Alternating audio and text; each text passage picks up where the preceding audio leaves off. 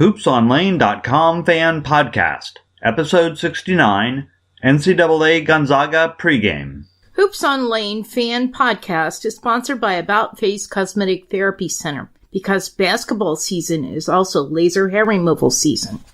You're listening to Hoops on Lane, a fan-produced pregame and postgame podcast about the Ohio State University men's basketball team. Visit hoopsonlane.com or subscribe where you listen to podcasts for all the latest episodes and information. Now here's your host, Dave Horning. Greetings, Hoops fans. This is Dave Horning with HoopsOnLane.com Fan Podcast, the preview of the next Ohio State Buckeyes men's basketball game, a rematch against the Bulldogs, or the Zags as they are often called, of Gonzaga University. This is a second-round game in the NCAA Tournament. March Madness is alive and well in Columbus, Ohio this St. Patrick's Day weekend. The game will be played at the Taco Bell Arena in Boise, Idaho. Tip-off is 7:45 p.m., approximately. Depending on the earlier game between Kentucky and Buffalo, the game will be televised on CBS and broadcast on radio at The Fan, 97.1 FM.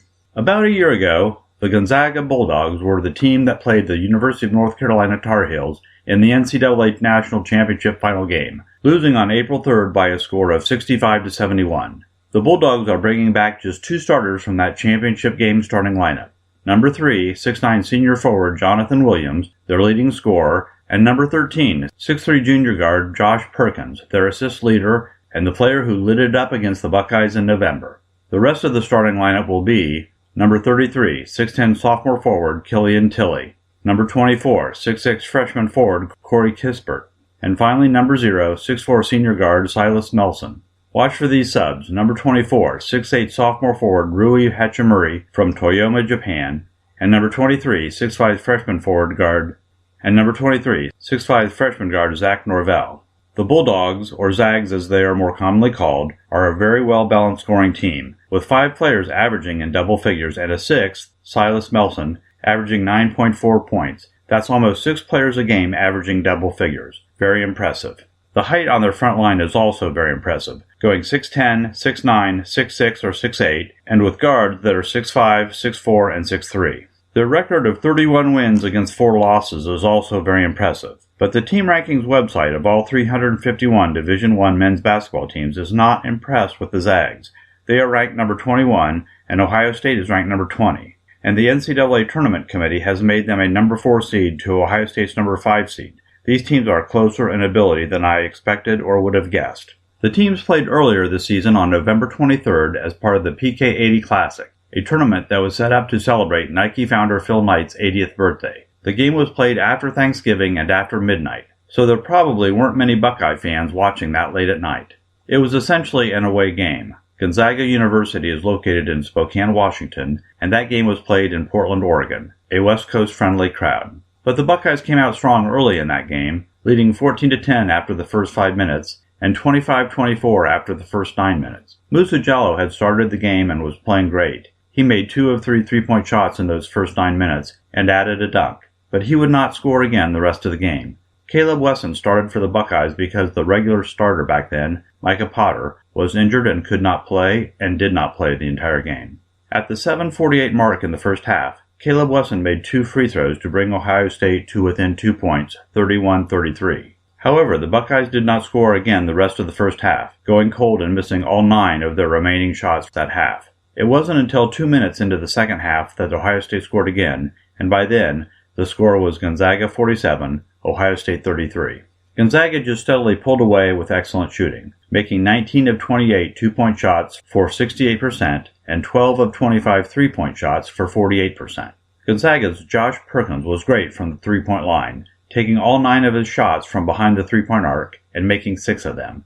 The one right before halftime crushed the Buckeyes' spirits. The Buckeyes weren't tough enough back then. Ohio State shot 13 of 35 on 2-point shots for 37% and 6 of 20 on 3-point shots for 30%.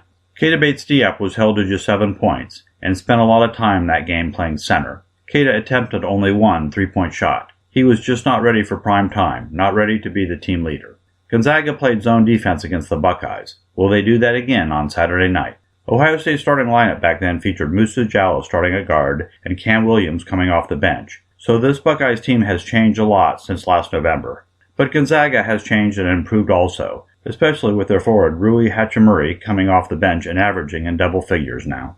On November 23, 2017, the final score was Gonzaga 86, Ohio State 59, a very solid and very impressive win for Gonzaga.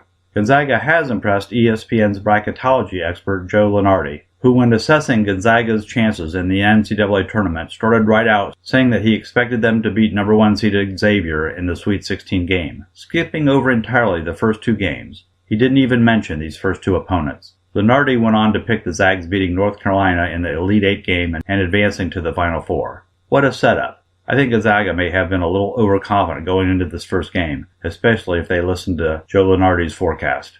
On Thursday night, when the Buckeyes had their hands full with South Dakota State University, Gonzaga had their hands full also with 13-seeded North Carolina Greensboro. Gonzaga shot poorly Thursday night, making only 5 of 23 three-point shots for 22%. North Carolina Greensboro was worse, making only 3 of 22 for 14%. They could have beaten Gonzaga. Both teams played poorly and deserved to lose, scoring 68 and 64 points. If Gonzaga shoots this poorly against the Buckeyes, we will win. But don't expect that to happen. The North Carolina Greensboro game was a huge wake-up call, and Gonzaga will be fully engaged against the Buckeyes. But Ohio State will have both big men available, Caleb Wilson and Micah Potter, so Keita can play away from the basket and get more open shots. In this coming game, there are no easy keys to identify. Good shooting is of course important, but Gonzaga is very well balanced, so an off night for one player should not affect the entire team. Ohio State is also balanced, as Cam Williams showed Thursday night against the Jackrabbits. Ohio State will need to avoid any long droughts. Their experience as a team has allowed them to do that. Toughness is the key, and I love that Holtman stresses that. In the last regular season game against Indiana, the Buckeyes were tough the entire game and had no long droughts. It was a close and hard-fought victory for the Buckeyes. I'd love to see that type of game again Saturday night.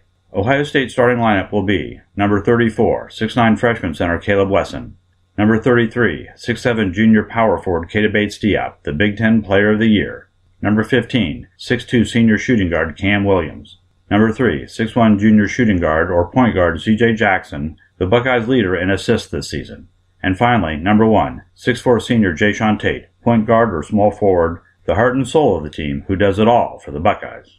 Ohio State is coached by Chris Holtman in his first year, the Big Ten Coach of the Year. So far, the Big Ten is undefeated. Let's keep it that way. This is Dave Horning for HoopsOnLane.com Fan Podcast. The season continues. It's March Madness, one game at a time. Go Bucks!